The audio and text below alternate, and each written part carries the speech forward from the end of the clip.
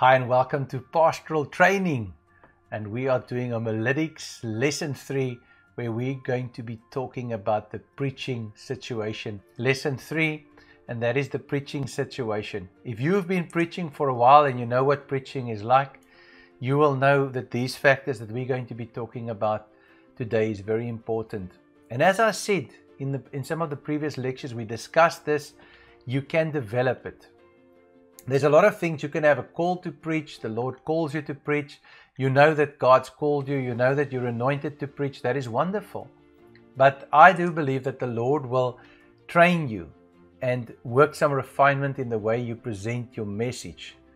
And these factors that we're going to be discussing are of critical importance today. So let's just go as we just fall into them.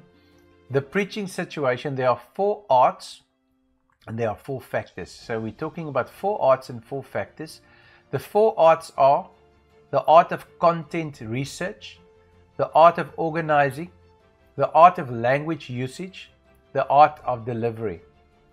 Just discussing those briefly, I want to ask yourself, do you think there's anything that you can do in your preaching? Maybe you're already preaching, maybe you're preaching different days. Is there anything that you can do that can make you better research content? Is there anything in terms of content research? Are we talking about content research maybe in the scripture, in concordances, in study Bibles, in dictionaries, in other historical sources as you're preparing for your message? Obviously, there's things that you can do. We have an essential Bible study section that you can look at that, study that. We've got the hermeneutics. If you haven't done hermeneutics, you can do hermeneutics. There's a lot that you can do by not doing anything, by spending your time in front of the television, and by not doing anything productive. It just means that you are not going to improve. And these things are practical. You actually physically have to take a book and you have to do this. If we look at here in our manual, what it says, as it says that, in other words, preaching requires skills in 4 arts performed in 4 dimensions. These 8 elements involve the preaching situation. So that's what we're talking about, the preaching situation. These elements involve it. This is what our curriculum teaches us. Like I said, the 4 arts we've got: content research, organizing, language usage, delivery. Let me ask you something. We spoke about briefly, say for instance, organizing. What would be effective in terms of organizing? Just think to yourself now, if you are listening to a conversation and somebody's talking to you and they're telling you a story, you would like to be guided logically from A to B to C to D, logically.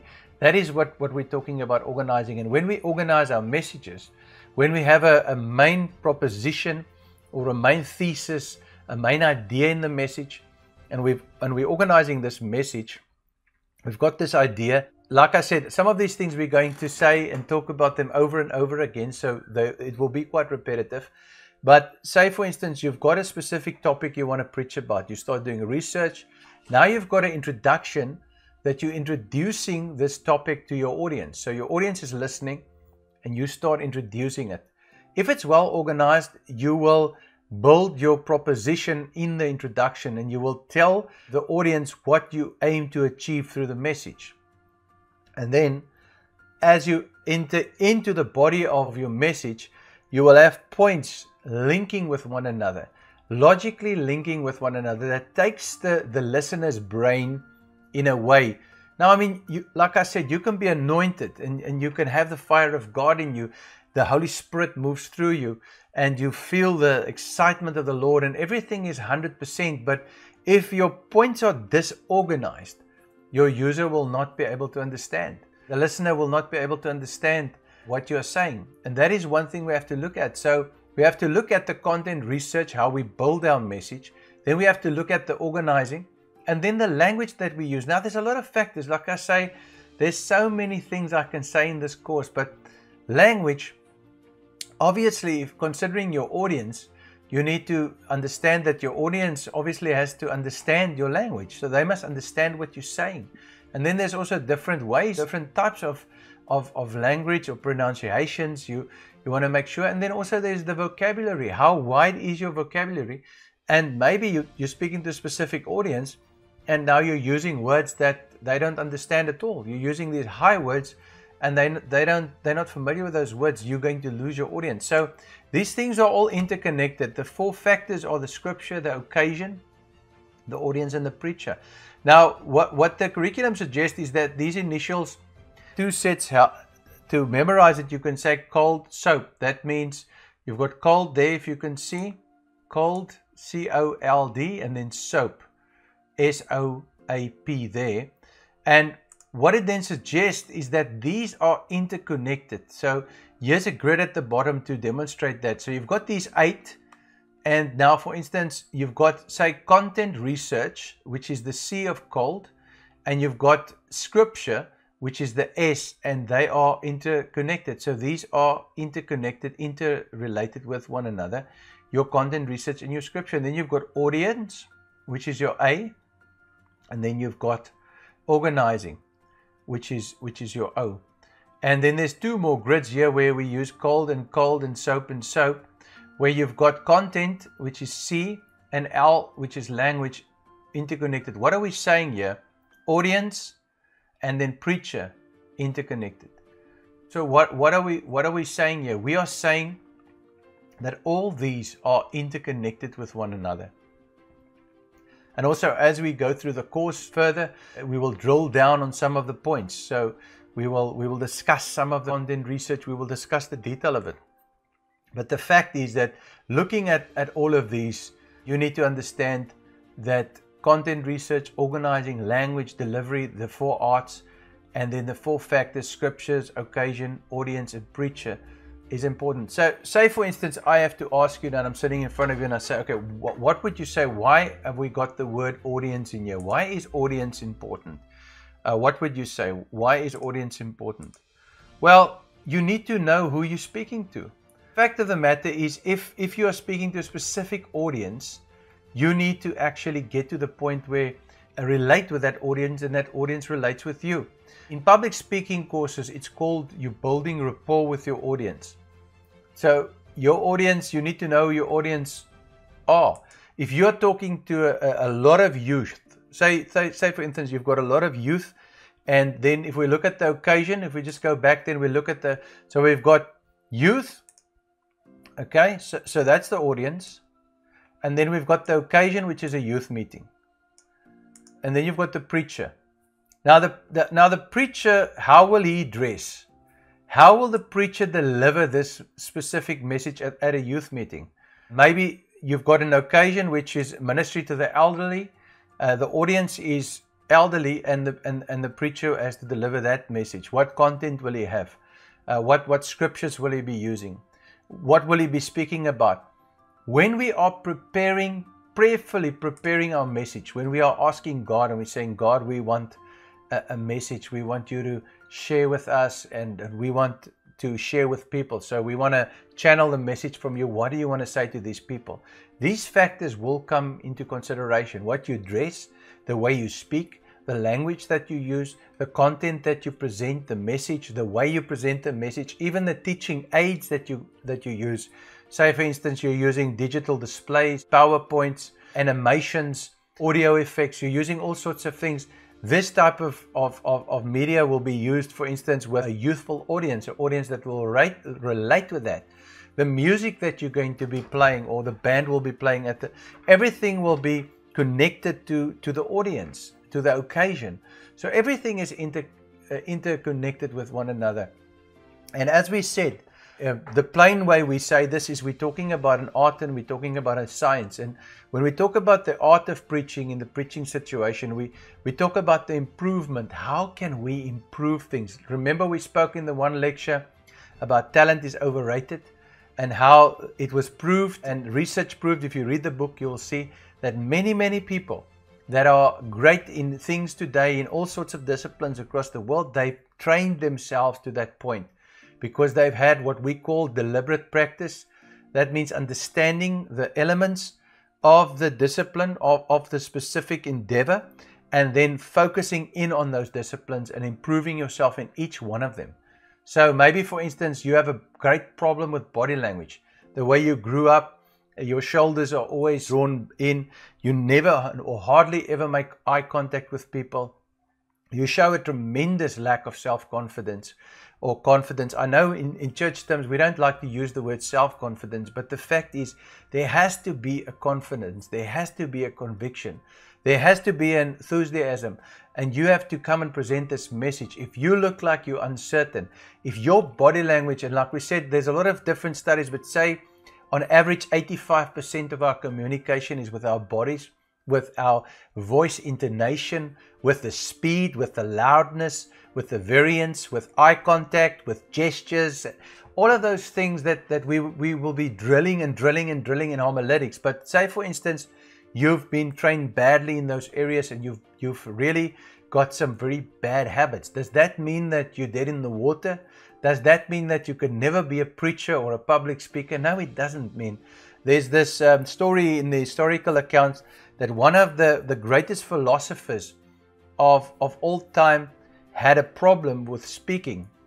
He used to put pebbles in his mouth and go and practice at the seaside for hours and hours and hours until he could speak. And late in his years, when he told people this, when he said to people, because he was a great speaker, he was sought after the entire ancient world, and when he said to them, look, I had a problem, nobody could even think that he ever had a problem with speech.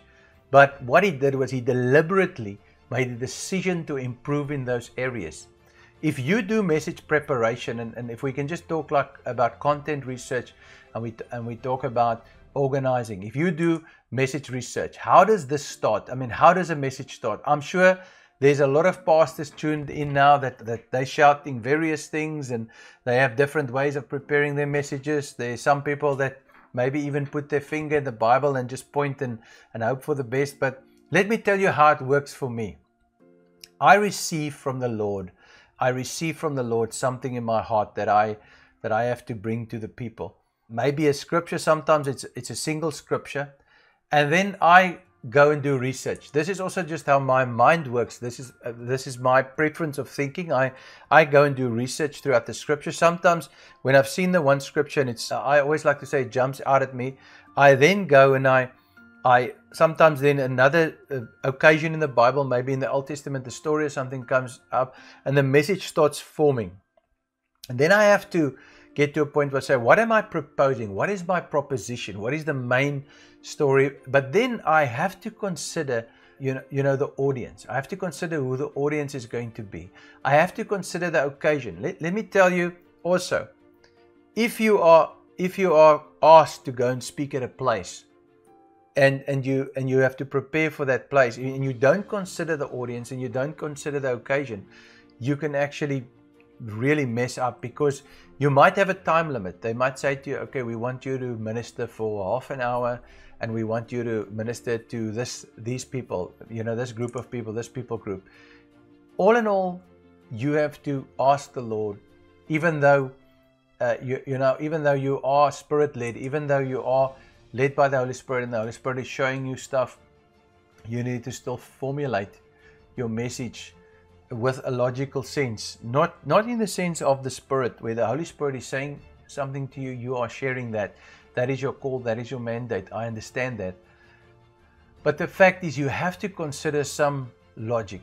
If people are going to sit there and they're expecting a 20-minute message and you're giving them a 2-hour message, it's not going to end well. It's not going to end well for you or for them. Nobody's going to leave that place very happy. Not you and not the audience, because they're going to get frustration and will build up. So what I'm saying is, when I do this, I prepare fully in mind. This is a Sunday service. I know who's coming. It's congregation members. It's a Wednesday night service, maybe a special youth service. It's a service at the prisons, or a service at the elderly, or a service at the orphanage. I know what I'm preparing for. I know who I'm preparing for. And as the Lord even gives me a revelation, I then start formulating my sermon accordingly. So every factor that we have here, the factors and the arts, they all work together. And the better we become at them, the more proficient we become in these areas, the more effective we will be. And then the Holy Spirit can put His super on our natural, and we can start ministering in the area of the supernatural. When we're talking about preaching, the occasion even for me speaks about the anointing of the day. This is where I might lose some of our traditional pastors and some of our traditional friends that maybe not that sensitive in terms of ministering in the Spirit. But that when I talk about the occasion, for me, it also means, what am I feeling the day that I'm about to preach? And a lot of times, as I step out, I sense certain things. And you know what? If I've got my outline and there's certain aspects that start jumping out of my outline to me, I don't stick to that exactly. Again, you know, this might not sound proper in a homiletics course because you have to have your outline, you have to preach that outline. I'm saying yes, but the Holy Spirit can override that. A lot of times I've started before in the middle where the Lord said to me, speak about this, and then I've jumped back to some of the earlier points and built up, and the sermon actually worked out perfectly. I actually wish that I wrote it that way from the beginning, but this was just how the Lord also allowed me to find the flow in this preaching situation. When I'm in that situation, I also need to be able to hear what the Lord is saying. Also in the preaching situation that we don't mention here, this probably won't be that much discussed throughout this course, is to flow in the gifts of the Spirit, and to be able to flow in the gifts of the Spirit where you can discern certain things in the audience. So the preacher can discern certain things in the audience. And then I just wanted to make some points. Years ago, I was actually in a preaching situation where my father-in-law went away for a weekend. The church at some stage was in revival, and the Lord was really moving, and there was a lot of things that happened. And let me tell you, my nerves were a bit shot when I had to preach that period. And what happened was that night I thought, how am I going to preach better tomorrow? And I knew it was only one night. I had a message prepared and everything. So I started doing a course that I actually purchased at some stage. It's also available at the library. The course is called Stand and Deliver by Dale Carnegie. It's a course in public speaking. And you might say, but this is a course in preaching. Yes, preaching and public speaking are synonymous. You have the science part of it, which is the public speaking part. That's the science, that's the body language, that's the science part of this. So I read through the course and I studied the course, and yes, I mean, I preached the next day. I can't say that the course did something for me that day, but the fact that I was so serious about preaching, I was so serious about doing it properly. I wanted to do it the best that I could possibly do it. The fact that I studied that course and then later studied a few other courses assisted me to actually become better as a preacher, to preach better and to speak better and to have better communication skills as you are trying to transfer. Remember, we spoke about communication. So during that course, I made a few notes, which, like I've said to you, throughout this homiletics course, I'm going to be sharing some of my notes. It's going to be just some notes. It's not going to be in your manual. It's just some notes that you can take note of. So that's why I say you have to have a pen and a piece of paper to write these down. So I'm going to share some of the factors that came up there. Lo and behold, some of them will come out in the course later, but I thought I'd share them because we're talking about the preaching situation. And when I read this part of the course and I prepared for it, I remember that night when I was lying there and my stomach was turning and I wanted to be better, and I started listening to Dale Carnegie Stand and Deliver, and he was talking there about the audience, and he was talking there about certain things that I might have known and certain things that I didn't know. But it really just started drawing my attention to certain factors. So I started making a bit of a list, some notes, some questions. I'm not going to be able to share all of them with you, but I'm going to be able to share a bit with you today that might just add some value. And we'll just discuss them very, very quickly. So this is Public Speaking by Richard Murphy. It's based on Dale Carnegie's book, Acquiring Confidence Before an Audience. This is one of the things that came up in the course as well. If you don't believe what you're going to do, say for instance you're a singer. I don't know if you've ever watched these shows like America's Got Talent, Britain's Got Talent, Idols. They always say you must make the song your own. And then when you sing it, you are singing it with full conviction, because it's almost like an actor. You're acting that song with a message. It's the same. And again, I'm not talking about natural. I'm talking about supernatural. I'm talking about the Holy Spirit, putting this message in your heart, but then you filling your soul with the content to the point where you are so confident that when you step out in front of the audience, you're not stepping out with hesitation. So your body language is not showing your fear. Your body language is not showing your unpreparedness. So be careful of not being properly prepared so that you can have that confidence. And like I said, this confidence, it comes in various ways. Preparation is one, experience is another.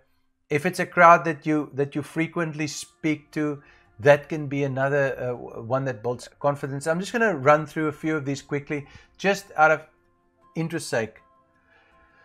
If you have a monotone tone, that means that you're talking people asleep. And obviously that's something that's in tone that you can look at. Also pitch, the height of your voice. If your voice is high and it's unpleasant, you need to find ways. There are exercises you can do to actually vary your pitch. Efficiency through emphasis. There's emphasis where you can emphasize certain things. Change of pace means that you're going slower when you speak, and then you're going faster, and then you're going slower. So you've got emphasis and change of pace that you can use. The power of pause. Just using a pause. A lot of people just babble, and the speed at which they're presenting or speaking is just, the listener starts feeling like they're being dragged behind the message. It's all these little things that we need to sort of look at, and like I say, these are just extras that I'm giving to you. I've studied these things for years now. I've been in ministry almost 30 years, and I've been studying them for years, and I'm just giving these little tidbits for you. Some of them will come out in the course notes, but I just thought every time I try and share some of my notes. Then we've got inflection, which just means difference alternating, and then we've got the delivery, which is obviously you can have a wonderful message, a brilliant message, but if you can't get it across, if you can't deliver it, then it won't be a wonderful message. So the delivery skills needs to be there. You need to set yourself up for a proper delivery. And that also means organization. I'll never forget when we went to radio for the first few times. My mother-in-law went to radio and she tried to use an iPad. Now, an iPad is a wonderful device to use, but my mother-in-law is not that strong with technology. And what happened was, the iPad got stuck at some stage. And there are different delivery styles, but I mean, we're not going to go into those, but there's one style that you actually read your entire message. You write the whole thing out and you read it. That's a style of delivery. I don't really like that style personally because I'm not a good reader. So I don't really like that, but a lot of people like it, and that's what she tried to do. And when the thing got stuck, obviously she was stuck. So you need to understand that you use the correct technology and that you align yourself for proper delivery. Another thing that's happened before is when you really nervous and you speaking at a place that you don't normally speak, and there's a crowd and all of that, and you're very nervous, your mouth can become extremely dry. So always have a glass of water handy. A glass of water also gives you an opportunity to actually just take a breath. So sometimes you grab your glass of water, the audience will accept that, and then you just drink a drink of water, and it will just give you also a period just to compose yourself. So that's just some of the delivery tricks that I've learned, is to really organize yourself, put yourself in a good position for success. Make sure your notes are on a medium that you're comfortable with. If it's a laptop, if it's a tablet, if it's a note with a flip folder, whatever you're comfortable with, make sure it's there and it's done that way so that you can easily see it, and that it doesn't cause delivery problems. Also, if you like to move around when you're doing your delivery, then ensure that you have a wireless mic. Ensure that the sound is right, everything is right, that you don't pick up problems, because a lot of these things We think delivery is just your tone, delivery is just your pace, delivery is just your emphasis, delivery is just your body language, delivery is just gestures. We think that, but it's not that. There's a lot of things that add to it. Everything adds, even your clothing. When you're walking on the stage and you've got certain clothing on, that can cause an element in the delivery. People will look at your clothing, and if you are ministering, for instance, to an audience of people that are somewhere in a rural township and they're poor, they've hardly got clothes, and they're very conservatively dressed, and some of them have dirty clothes and broken clothes, and you step out with a 10,000 rand suit and a watch, a gold watch and a gold ring. There's going to be a disconnect between you and the audience. So we have to think even of our dress code as far as delivery is concerned. Are we gonna wear the right clothing in terms of heat? Once I was a bit overweight, and I was very conscious about my overweight, so I would go and preach in an area where it's 40 degrees and very hot, and then I would wear a suit that I sweat right through that suit, and again, that does influence your delivery, because all of a sudden people they look at you and they see the sweat coming out your suit. It can become quite a distraction. All of those things can be a distraction, so we need to be careful as we talk about delivery. I'm not going to talk about all of them. Enthusiasm is contagious. People see that. Preparation, we've spoken about that. The voice, how you also develop your voice as a preacher, how you develop your vocabulary, how you develop your pronunciation, your breathing, all of that. A lot of singers, they exercise, they sing all the time. They know their voice is their tool.